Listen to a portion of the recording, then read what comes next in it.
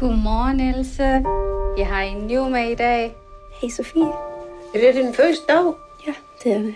Det var faktisk nogle første dag ude ved. Har du arbejdet i sundhedsfag før?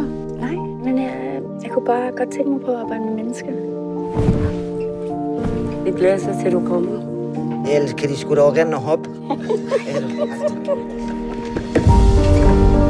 Godt, Asta. Hvor gammel er din datter? Hun er 10. Det var jo trist nok. Vi skulle skældes.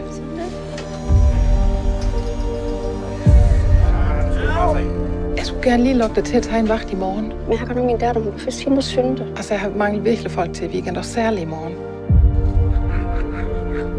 Så hygger vi bare ekstra meget næste gang, ikke?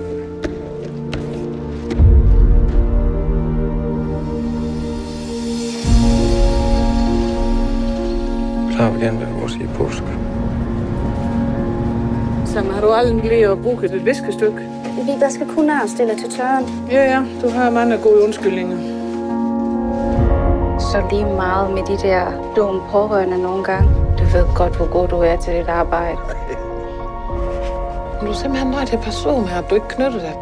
Og så kan det galt ud i et eller andet tidspunkt. Gå din vej, dum sov! Jeg har selv prøvet at stå i den slags situation. Men så fokuserer jeg altid alt det gode, jeg og baby gør. Ja, du er da helt dovfælde, hva'? Du skulle fandme skamme det, skulle du. Og du er så ring til dit arbejde. Føj et menneske, du er.